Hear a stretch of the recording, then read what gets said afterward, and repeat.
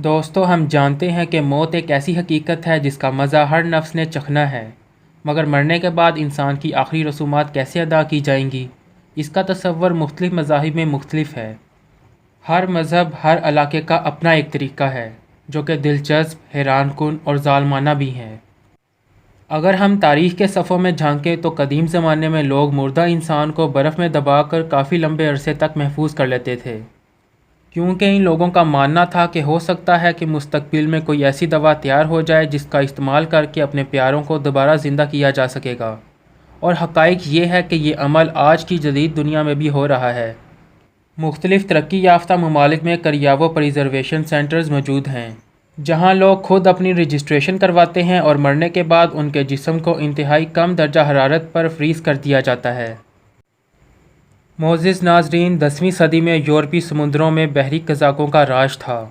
جب کبھی کوئی بحری قزاقوں کا سردار مر جاتا تو وہ اس کے جسم کو جہاز پر رکھتے، ساتھ سونا، چاندی اور کبھی کبھار غلام بھی بٹھا دیتے۔ جہاز کو کھلے سمندر میں لے جا کر آگ لگا دیتے۔ وہ سمجھتے تھے کہ اس طرح مرنے والے کی روح پرسکون رہتی ہے۔ مینار خاموشی۔ دوستو، آتش پرست مجوسی اپنے مرنے والوں کو بلندی پر موجود ایک مینار، جس کو مینار خاموشی یعنی کہ ٹاور آف سائلنس، پر لے جا کر باندھ دیتے اور ایسے ہی چھوڑ دیتے یہاں تک کہ اس کی ہڈیاں رہ جاتیں، اور پھر ان ہڈیوں کو اکٹھا کر کے چونے میں گلا دیتے۔ ایسا کرنے کی وجہ یہ تھی کہ مجوسی یہ مانتے ہیں کہ وہ کسی طرح بھی دنیا کی کسی چیز، آگ، پانی، زمین اور فضا کو گندا نہیں کریں گے، اس لیے وہ ایسا کرتے تھے۔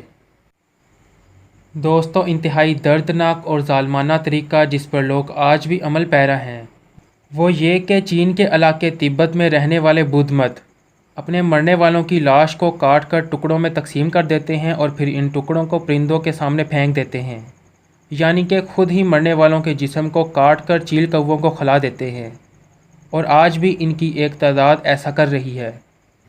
ناظرین کرام، آپ کو حیرانی ہوگی کہ آسٹریلیا، برطانیہ، سربیا اور کولمبیا میں کچھ قبائل ایسے ہیں جو کہ مرنے والوں کو درختوں کی شاخوں اور جڑوں سے باندھ کر چھوڑ دیتے ہیں۔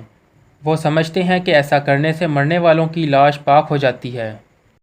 اس دنیا میں کچھ قبائل ایسے بھی موجود ہیں جو کہ مرنے والوں کے ساتھ اس کے رشتہ دار اپنی انگلیاں کاٹ کر رکھ دیتے ہیں، جس سے وہ اپنے دکھ درد کا اظہار کر رہے ہوتے ہیں، اور یہی ان کی آخری رسومات ہوتی ہیں۔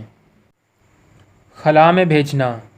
معزز ناظرین، 20ویں صدی میں شروع ہونے والے اس طریقے نے مرنے والوں کی خواہش کے مطابق اس کے جسم کو جلا کر راکٹ کی مدد سے خلا میں فائر کر دیا جاتا ہے، اور دلچسپ بات یہ ہے کہ اب تک 150 سے زائد افراد کی آخری رسومات اس طرح ادا کی جا چکی ہیں۔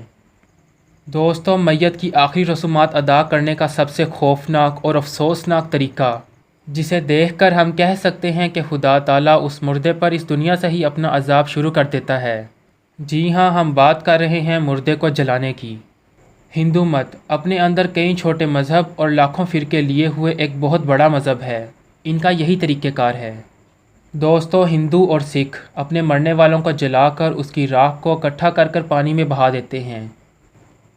دوستو، ہمیں شکر ادا کرنا چاہیے کہ خدا تعالیٰ نے ہمیں مسلمان گھرانے میں پیدا کیا، اور مرنے کے بعد ہمارے جسم کے ساتھ کوئی بھی غیر انسانی سلوک نہیں ہوگا، انشاءاللہ۔